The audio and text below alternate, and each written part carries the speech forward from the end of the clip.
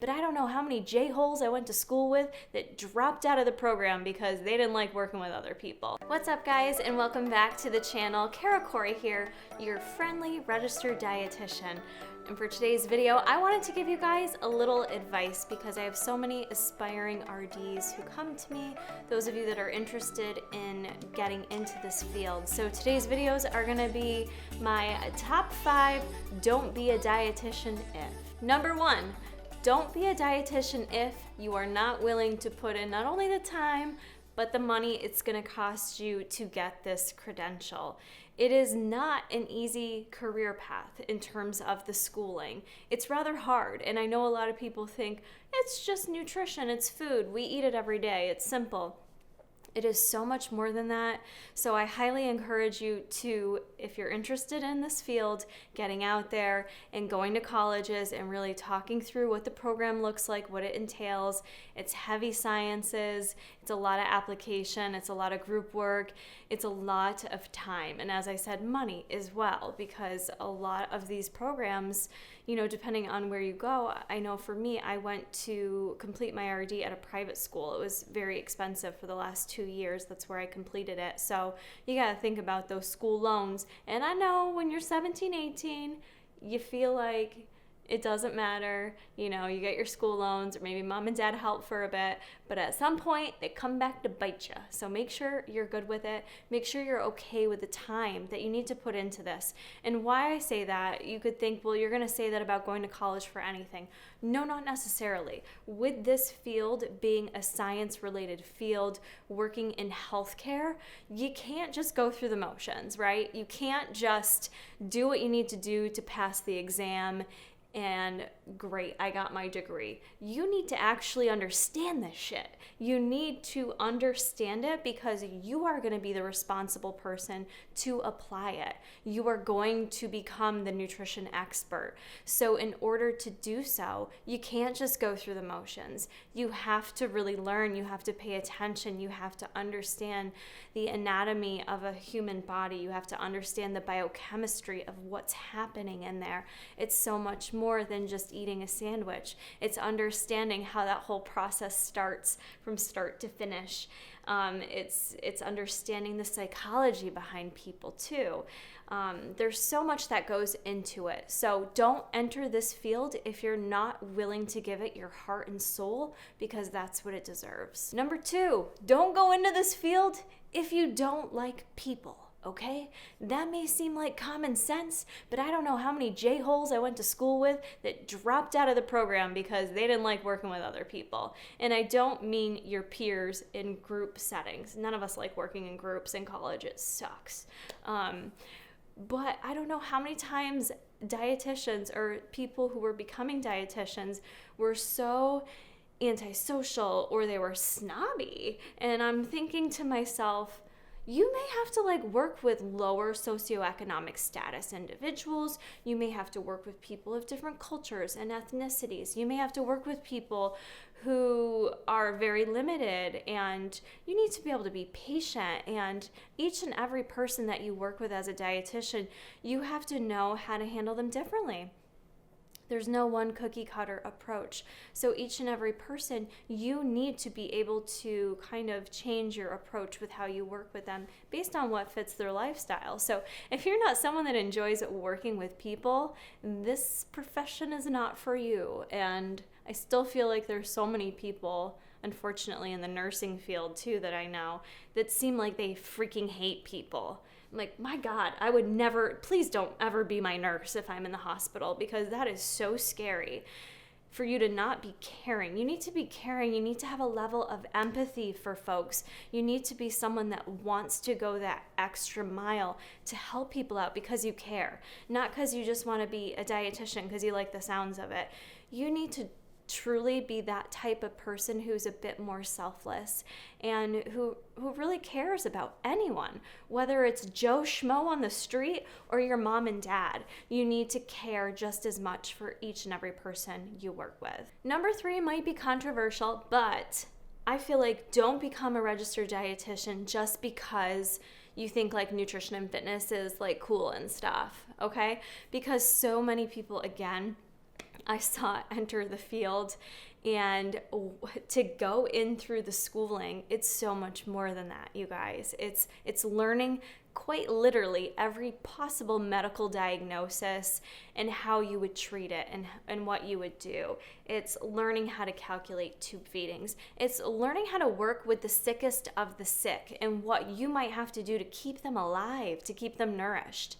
And I feel like in today's social media world, there are so many different, let me tangent for a second here. There are so many different ways you can take this credential. There's so many different jobs, different opportunities that can be created from this credential. So I'm not saying just because you have a love for nutrition and fitness, like hi me, you can't create something from it. You can, but there has to be more there behind that to get through the schooling and to really become a great dietitian. And a lot of people, I think, going into a hospital scares them, and working with sick people scares them, but it's part of our job. It's part of our role, and this is what makes us the experts, you guys. This is what makes us a step above the folks that just get their online certifications. I'm not saying that it's no good doing that, but what I'm saying is we have to prove why we're better, what makes us the expert. And so you need to be able to be willing to understand all the ins and outs that come with nutrition and the different types of people that we serve. And with that comes the internship. And most internships are going to require you to work in a hospital, to work in a long-term care setting, to maybe work with different types of people that you'd rather not be working with. So are you someone that's going to be able to do all that? It's also, we do live in a different time with social media, but I guess I am still a bit old school. I can't believe I'm saying this, but I do feel a bit old school in the fact that, when I went through school, it was recommended that you got in at least a few years of clinical experience before you did anything else with your career. And here's why. Because if you don't get to apply that level of clinical application that you learn with all the sciences, it kind of fizzles out, you guys. You kind of lose it, and it's not that it's not still there. You can bring it back out with studying, refreshing your memory, but that's really the critical time, coming right out of college and using what you've learned and applying it in the field. And that's why for me, I loved when I was doing my master's degree, I worked at 2 different nursing homes at 2 different points in time. In one of the nursing homes I worked at, it was just very sick people. I had a lot of patients that died. It's end of life, right? But, it's still hard. And you're working with folks that you're trying to keep their nutrition optimal. This population doesn't eat well. They're on medications that make them not hungry. You have to calculate their tube feedings. I had a lot of tube feeding patients.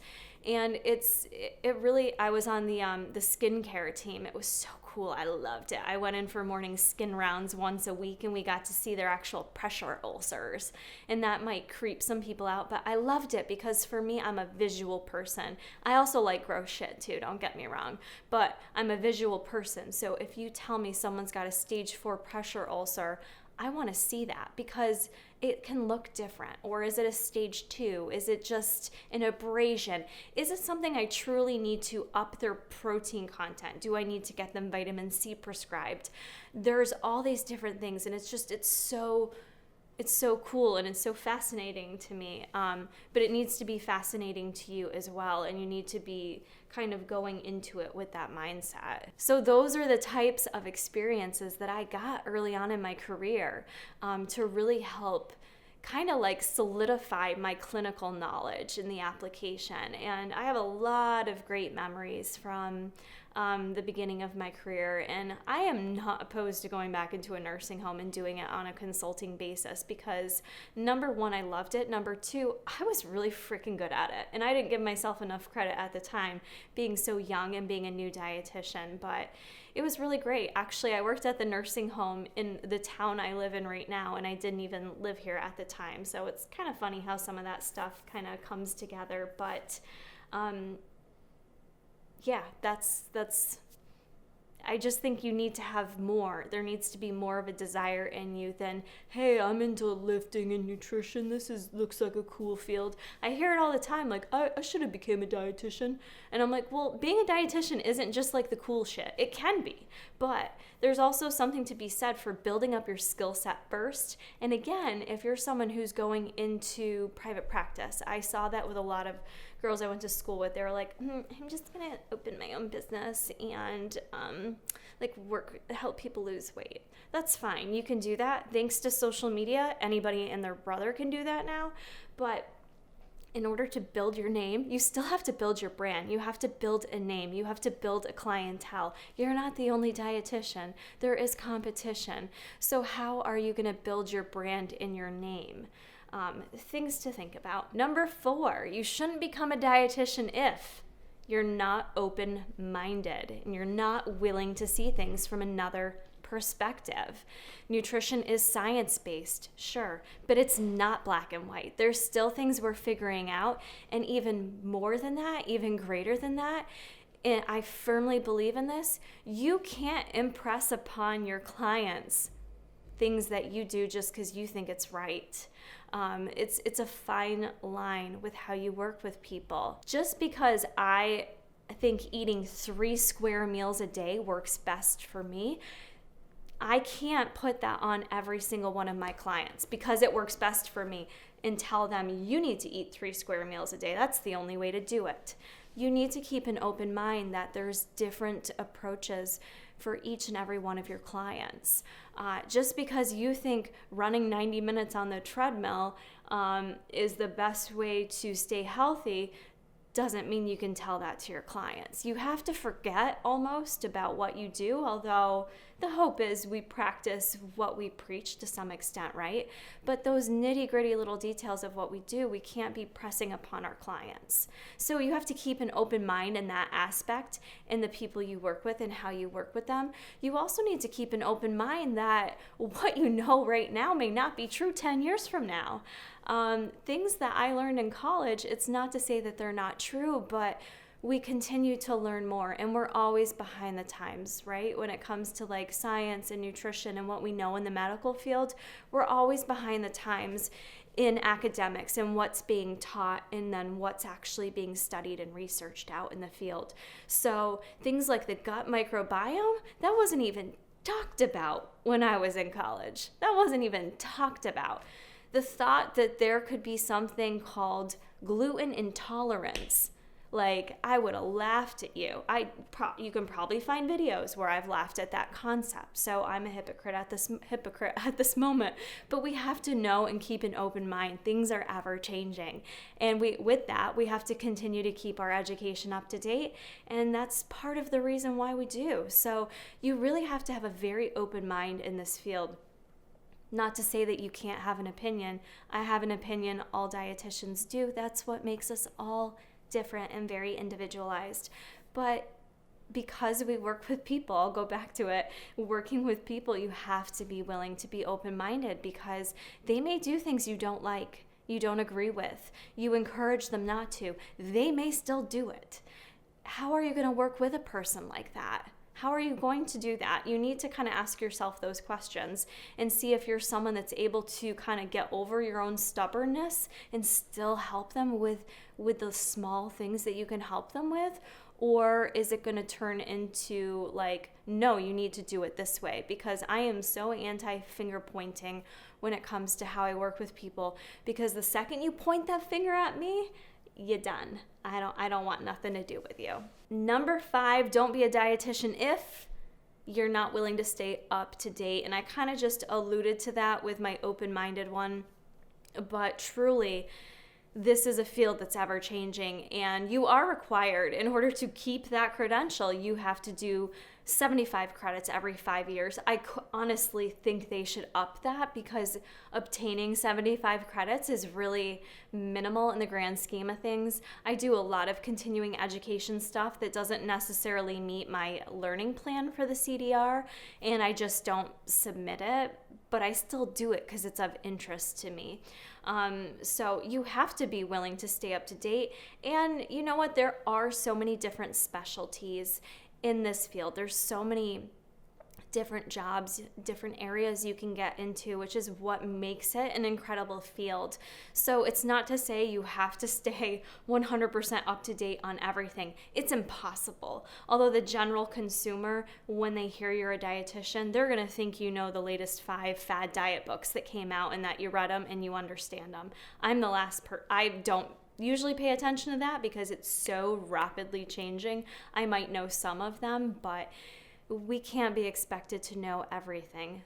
You do need to be able to continue to enhance your skills, though. You need to be able to get the 75 credits, and depending on what your area of specialty is, you really should develop your educational learning plan based on that. So for someone like myself, I'm kind of like multifaceted, if you will. So I have this management perspective that I still like to enhance. So I do some continuing education on management skills, leadership, things like that, that not only enhance my 9-to-5 job, but also the fact that I am a business owner and the fact that I do have my own private practice. So that kind of meets both needs, but then I like to do more that's going to enhance the things I do with my clients and things that are going to assist them, enhance my skills so that I can better assist them and continue to learn different tools. You know, if you go through school in 1980 and you're still giving the clients the same tools in 2020, it's not that those are bad tools. That's not what I'm saying. But there's probably so many other tools now that you've just kept your blinders on to the same old shit from 1980. So you have to always be willing to adapt, be willing to learn, be willing to continue to educate yourself. And that's just going to enhance your business and you as a dietitian, no matter what field or what area of the field that you've gone into. All right, guys, those are my top 5 don't be a dietitian ifs. So I hope you found this helpful, or if you know someone who's looking to potentially go into the field, share this video with them. It may help them out. If you do like videos like this, hit that like button. Make sure you're subscribed before you head on out of here, and I'll see you guys in the next video. Bye.